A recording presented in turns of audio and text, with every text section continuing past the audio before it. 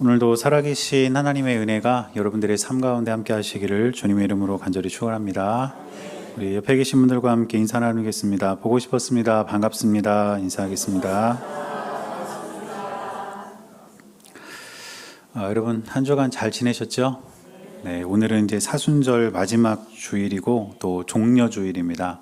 예수님께서 예루살렘으로 입성하신 종려주일인데 오늘 우리가 이제 갈라디아서 사순절 기간 동안 계속 보고 있는데 이제 오늘 마지막 시간입니다. 바울이 갈라디아 교회에 이제 편지를 쓰면서 가장 먼저 했던 이야기가 다른 복음에 저항해라.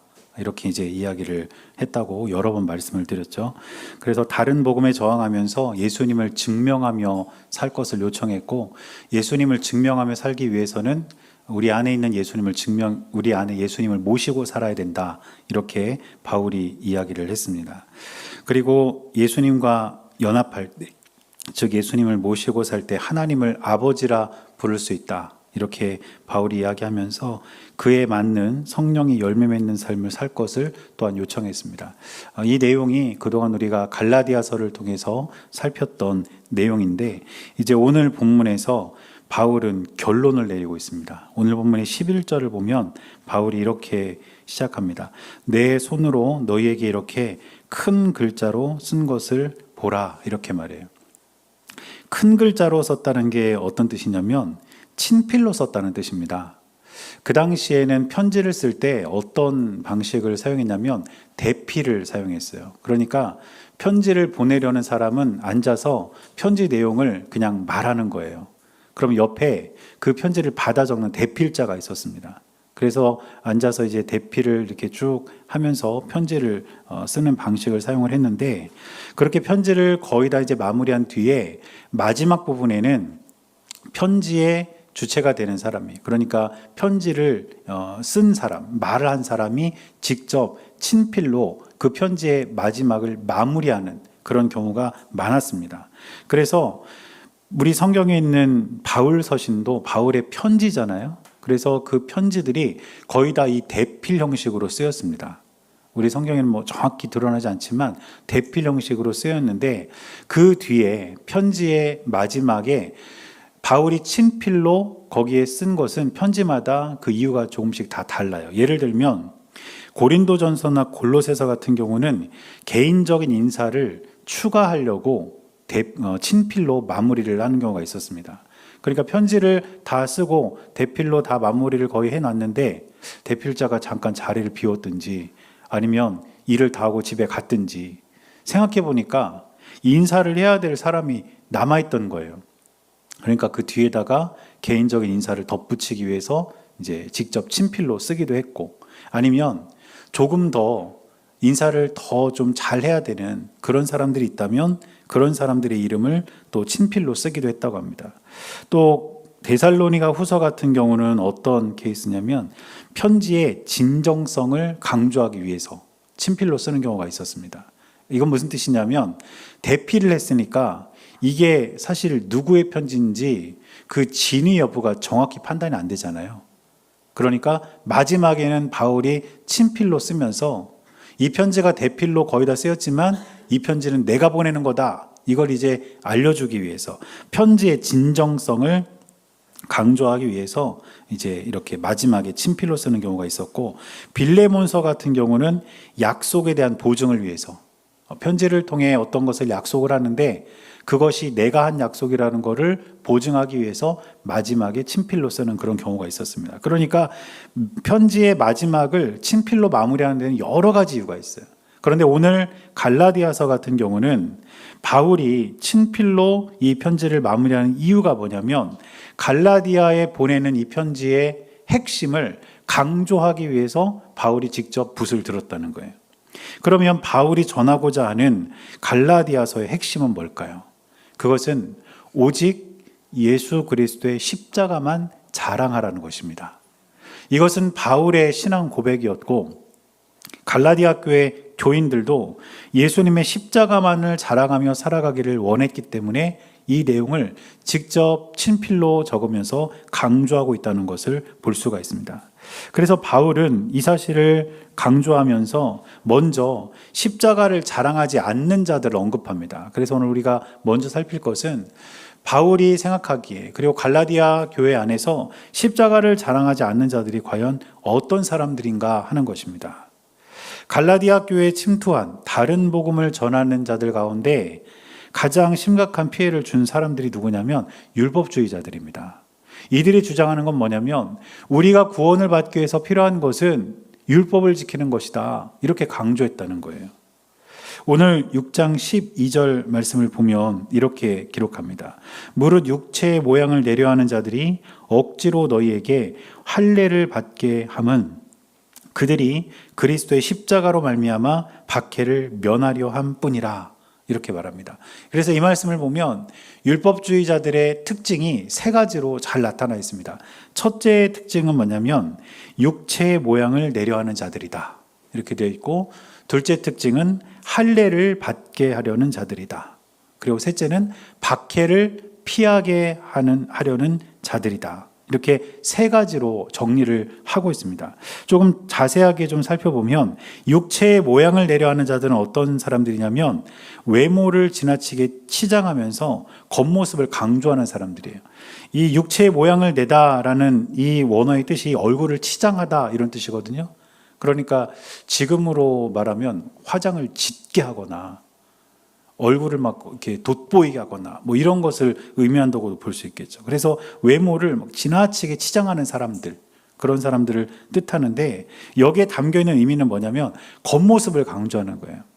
자신의 내면은 돌아보지 않고 겉모습만을 강조하고 내가 다른 사람들에게 어떻게 보일 것인가, 무엇을 자랑할 것인가, 이런 것에 관심을 갖는 사람들, 이 사람들이 율법주의자들의 첫 번째 특징이었습니다. 두 번째 특징은 할례를 받게 하려는 자들이라고 바울이 말하는데, 이것은 뭐냐면 구원의 조건으로 눈에 보이는 증거를 강조하는 자들입니다. 여러분, 구원은 오직 예수님을 믿는 믿음으로 받는다는 사실을 꼭 기억하시길 바랍니다. 그래서 구원받은 사람이 삶으로 맺는 열매, 그러니까 우리가 살아가면서 행하는 어떤 행동이나 선한 어떤 삶의 결과들은 구원의 결과로 나타나는 것이지 구원의 조건이 아니에요. 그런데 율법주의자들은 할례를 주장하면서 할례를 꼭 받아야 된다, 이렇게 이야기하면서 구원의 조건으로 눈에 보이는 증거를 강조합니다. 그리고 마지막 세 번째는 뭐냐면 이들은 박해를 피하려는 자들이었다는 거예요. 십자가를 따르고 십자가를 자랑하고 예수님을 믿으면 그 당시에는 박해를 받았습니다. 고문을 받고 심지어는 죽을 수도 있었어요. 그런데 율법주의자들은 그런 어떤 현실 속에서의 두려움을 피하라고 그들을 유혹하면서 십자가를 따르지 않도록 그들의 신앙을 흔들어 놨다는 것입니다.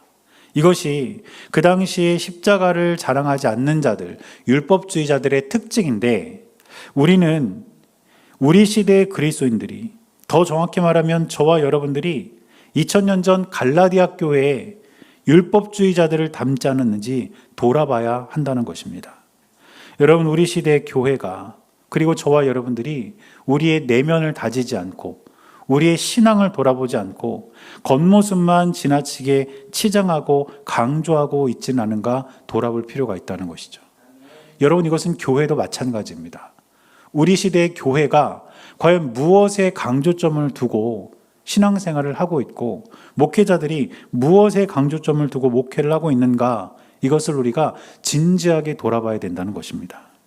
한 조사에 따르면 굉장히 의미 있는 어떤 결과가 하나 있습니다. 그게 뭐냐면요, 지금 우리나라 기독교는, 우리나라 그리스도인들은 점점 감소하고 있는 상황이 있습니다. 지금 뭐 출산율도 많이 떨어지기도 했고 점점 인구가 줄어들고 있기는 하지만 기독교인도 줄어들고 있어요. 그런데 그 조사에 따르면 기독교가, 복음이 세상의 영향력을 잃기 시작했던 것은 언제였냐면 교회들이 앞다투어서 큰 건물을 짓기 시작하면서부터였다는 거예요. 성도들에게 헌금을 강요하고 큰 건물을 짓고 그것이 교회의 자랑거리가 되고 그것이 교회의 힘이 되기 시작하면서 오히려 교회는 세상에 대한 영향력을 잃기 시작했다는 겁니다. 여러분, 처음 우리나라에 복음이 들어왔을 때 교회의 힘, 신앙의 힘은 어디에 있었냐면 세상을 향해서 복음을 전하고 내가 가지고 있는 것을 다른 사람들에게 나누어 주고 베풀어 주는 것에 그 힘이 있었습니다. 그런데 교회가 우리의 것을 챙기기 시작하고 우리의 모습을 세상이 자랑하려고 하기 시작하면서부터 오히려 그 힘을 잃기 시작했다는 거예요.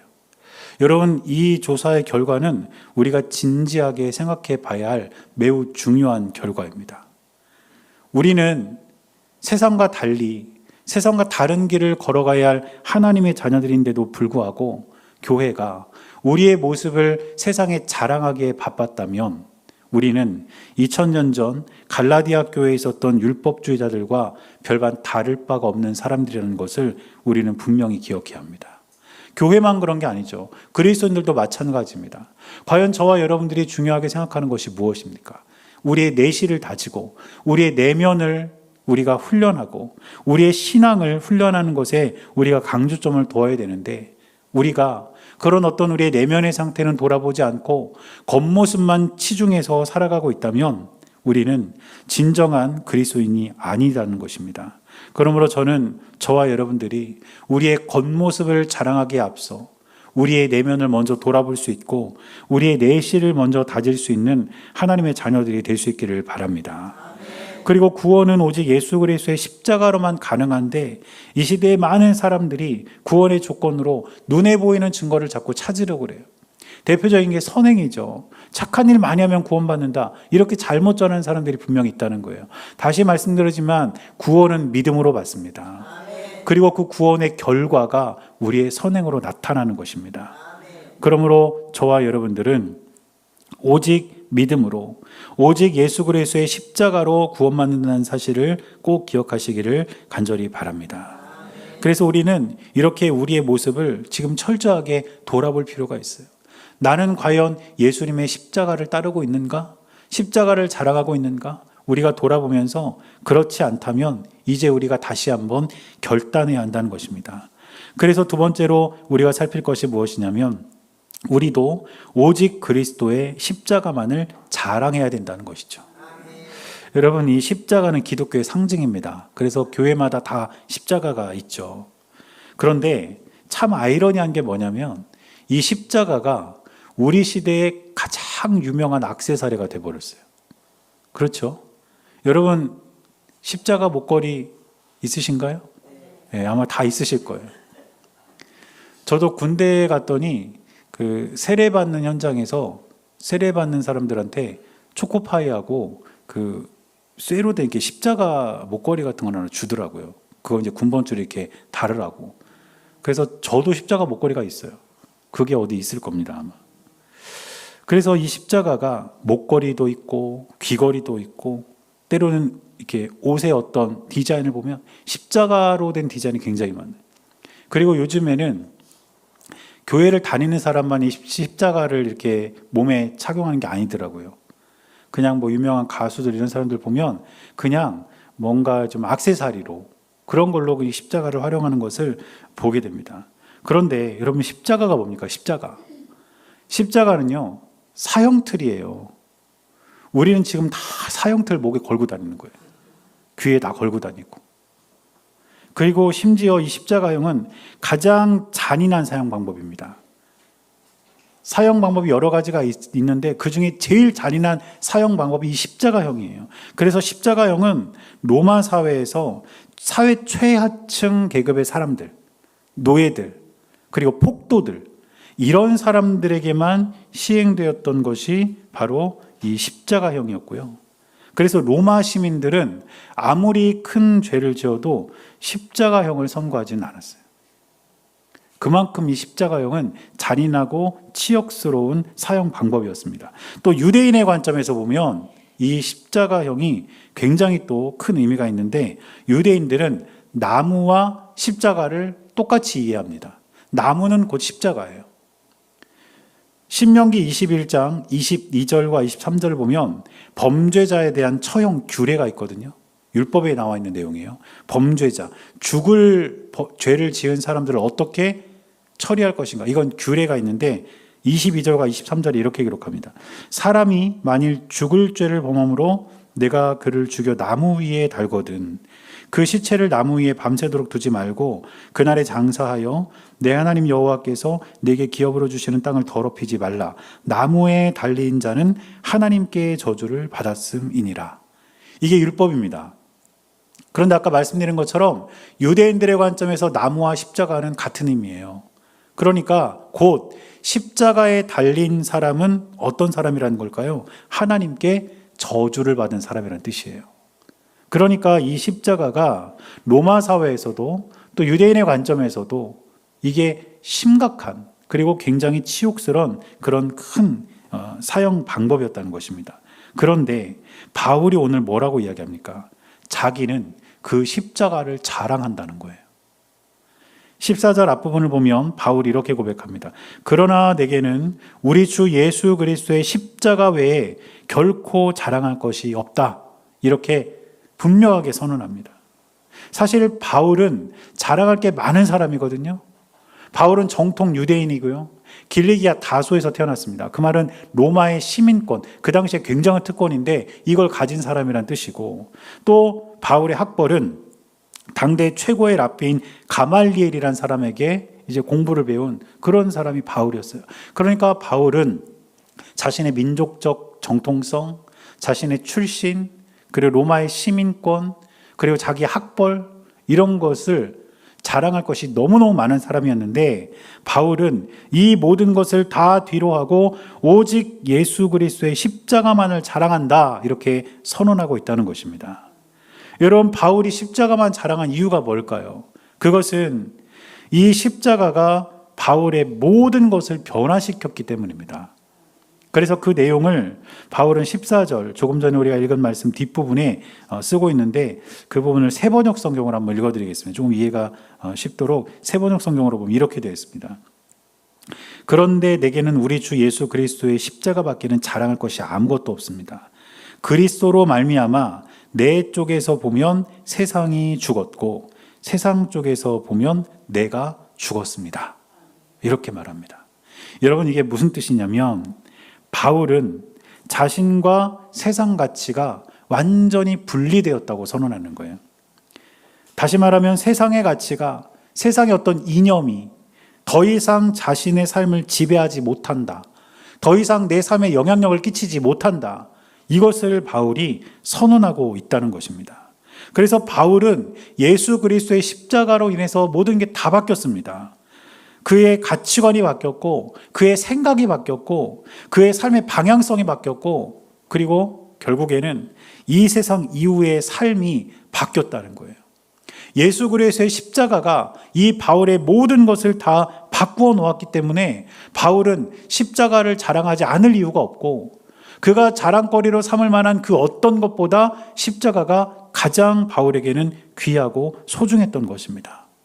여러분, 그 십자가가 지금 저와 여러분들 앞에 있습니다.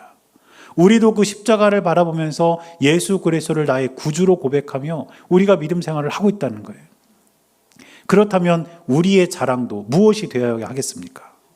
여러분들의 삶에 여러분들이 자랑거리로 삼을 만한 게 물론 있으시겠죠. 그러나 그것에 앞서 여러분들의 삶을 바꾸어 놓은 십자가, 우리들의 삶을 영원히 바꾸어 놓은 그 십자가가 저와 여러분들의 가장 먼저 자랑거리가 될 수 있기를 바랍니다.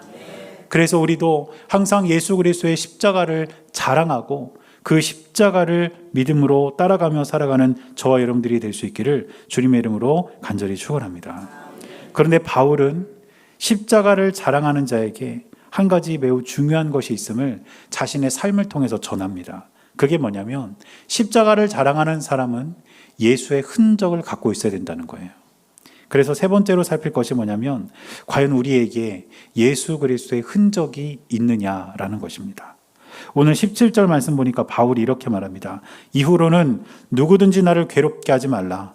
내가 내 몸에 예수의 흔적을 지니고 있노라. 이렇게 말해요. 여러분, 이 흔적이라는 단어가 헬라어 원어로는 스티그마 이런 단어를 쓰는데 이 스티그마라는 단어의 뜻이 뭐냐면 표, 낙인 이런 뜻입니다. 그래서 이 스티그마, 흔적은 원래 어떻게 쓰이는 그런 용도였냐면 주인이 노예에게 자기의 소유권을 나타내기 위해서 몸에 찍은 낙인이에요. 그러니까 이 주인들이 종에게 이 몸에다가 이렇게 불로 그 도장을, 쇠로 된 도장을 이렇게 달고 가지고 몸에 이렇게 찍는 거예요. 잔인하죠. 근데 우리나라 사극 같은 데서도 보면 노비들 몸에 그 표식이 다 이렇게 찍혀 있어요. 그러니까 이 스티그마는 그 흔적이에요. 나는 종이다라는 흔적이에요. 그리고 이 로마 시대에는요, 이 주인마다 도장이 다 달랐다고 그래요. 그러니까 이 흔적을 보면 노예의 몸에 이렇게 찍혀 있는 그 흔적을 보면 누구의 종인지 알 수 있는 거예요.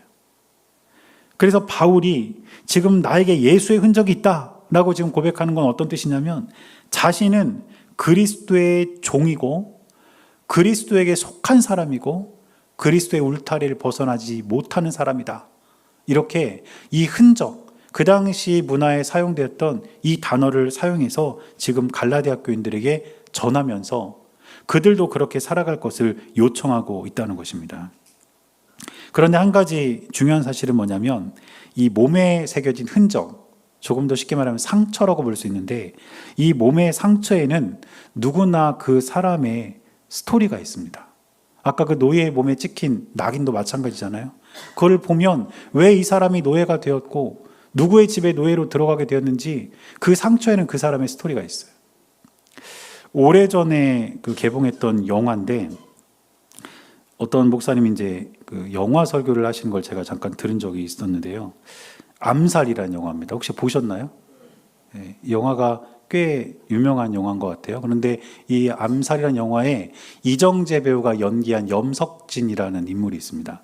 근데 이 사람이 처음에는 독립군이었다가 나중에 이제 배신을 해서 밀정이 돼요. 맞죠? 네. 그래서 나중에 재판을 받습니다. 이렇게 해방 이후에 이제 재판을 받는데 이 이정재 배우가 이제 영화 안에서 재판을 받으면서 자기의 어떤 그 정당성을 이렇게 변호하는 과정에서 이런 대사를 이제 합니다. 제가 한번 읽어드릴게요. 여러분 다 보시죠. 제가 이정재 배우를 흉내를 내보려고 연습을 좀 해봤는데 안 되더라고요. 그래서 그냥 여러분들이 한번 이정재 배우가 한다 생각하면 들어보세요. 내 몸에 일본 놈들의 총알이 6개나 박혀 있습니다. 1912년 경성에서 데라우치 총독 암살 때 총 맞은 자리입니다. 구멍이 2개지요. 여긴 흉내낸 거 아닙니다. 여긴 22년 상해 황포탄에서, 27년 하바로프스크에서, 32년 이츠코 폭파 사건 때, 그리고 이 심장여폰 33년에. 여러분 영화 보셨으니까 아실 거 아니에요? 저거를 다 벗잖아요. 그리고 몸에 있는 총 맞은 상처를 보여주면서 이 대사를 하는 거예요. 내 몸에 총알이 6개나 박혀 있고 내 몸에 이렇게 상처가 있는데 이 상처는 1912년 경성에서 데라우치 총독 암살 때 총 맞은 자리입니다. 그 상처에 남겨져 있는 그 사람의 스토리예요. 어떻게 보면. 그걸 다른 상처들도 보여주면서 이것은 어디에서 이렇게 이제 이야기를 하는 것입니다. 여러분들도 몸에 상처가 좀 있으신가요? 저도 몸에 상처가 꽤 많습니다. 저기 눈썹 여기 보면 여기 상처가 있어요. 1985년에 정월 대보름 때 쥐불놀이를 하면서 깡통에 맞은 상처입니다. 상처가 하나지요. 하나예요, 하나. 그 여기 왼쪽 팔에는요, 대학교 때 차비 아끼려고 자전거 타고 등교하다가 사고가 나가지고 상처가 또 있어요. 발등에도 상처가 있는데요. 거기에는 제가 어렸을 때 쓰레기 태우다가 플라스틱이 녹으면서 이게 떨어져가지고 발등에. 그래서 거기 또 상처가 있어요. 상처에 다 스토리가 있어요. 여러분들도 몸에 있는 상처 잊고 사셨겠지만, 이거 그때 내가 그 일 때문에 생긴 상처지. 그 일 때문에 생긴 상처 다 있으시잖아요. 상처에는 그 사람의 스토리가 다 있습니다. 그런데 그리스도인들도 박해를 받고 믿음 때문에 고문을 받고 그런 사람들은 그 몸에 예수의 흔적을 갖고 있는 거예요. 바울이 바로 그런 사람이죠. 그런데 지금 이 시대, 적어도 대한민국에서는요, 예수님 믿는다고 해서 우리를 박해하거나 고문해서 우리 몸에 상처를 내지는 않아요. 그렇다면 우리 몸에 예수님으로 인한 상처가 없다고 해서 우리는 그냥 우리 신앙을 아무렇게나 그렇게 살아가도 되는 것일까? 그렇지 않습니다. 상처는 없지만 여러분, 기억은 있지 않습니까? 내가 처음 예수님을 어떻게 믿었는지, 내가 처음 어떻게 교회에 나오기 시작했는지, 그리고 내가 어떻게 예수님을 인격적으로 만났는지, 그 예수님이 내 삶을 어떻게 변화시켰는지, 그 기억들이 마치 몸의 상처처럼 여러분들 마음에 새겨져 있지 않냐는 거예요. 그것을 가지고 있어야, 그 예수의 흔적이 있어야 우리는 비로소 십자가를 자랑할 수 있는 하나님의 자녀들이 될 수 있는 것입니다. 그러므로 여러분, 우리 몸에 새겨진 어떤 예수님으로 인한 상처, 예수님으로 인한 흔적은 없다 해도 여러분들의 마음에 새겨진 예수의 흔적을 여러분 다시 한번 여러분들 마음에서 꺼내시기를 바랍니다. 그리고 그 예수님의 흔적으로 인해서 여러분들의 삶이 오직 예수님의 십자가만을 자랑하는 삶이 될 수 있기를 주님의 이름으로 간절히 축원합니다. 존 스토트라는 분이 쓴 그리스도의 십자가라는 책이 있습니다. 그런데 이 책에 보면 2세기 기독교 변증가인 유스티누스라는 분이 이제 남긴 말이 기록이 되어 있어요. 이분이 뭐라고 이야기했냐면 이렇게 이야기를 했습니다. 나는 어디서든지 십자가를 본다. 이렇게 되어 있어요. 저는 이제 이 사순절 때가 되면 이 그리스도의 십자가라는 책을 꼭 봅니다. 책이 꽤 두껍기 때문에 다 보지는 못하고 이제 항상 매년 조금씩 이렇게 보는데, 이번에도 그 그리스도의 십자가라는 책을 또 올해도 펴서 이렇게 보다가 이 부분을 다시 보게 됐어요. 어디서든지 십자가를 본다는 거예요. 그리고 가만히 생각해 보면, 전에도 한번 말씀드렸는데 우리가 살아가는 이 세상에는요, 십자가 천지입니다. 운전하고 한번 다녀보세요. 교차로는 다 십자가예요. 사거리잖아요. 다 십자가고요. 여러분들 화장실에 붙어있는 타일 십자가입니다. 여러분 바닥, 우리 교회 바닥도 보세요. 이 타일이 네모나게 딱 붙어있는 다 십자가예요. 유스티누스가 2000년 전에 나는 어디서든지 십자가를 본다 이렇게 말했는데, 우리도 똑같습니다. 우리도 이 세상을 살아가다 보면 우리가 관심만 두지 않을 뿐이지 우리 주변에는요, 십자가 천지예요.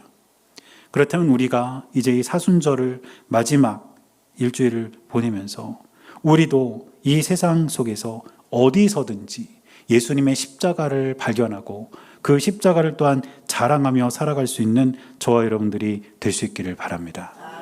그래서 이제 올 2026년 이 사순절 마지막 주간, 특별히 고난 주간인데 우리가 십자가를 깊이 묵상하면서 우리가 항상 이 십자가를 자랑하며 사는 저와 여러분들이 될 수 있기를 주님의 이름으로 간절히 축원합니다.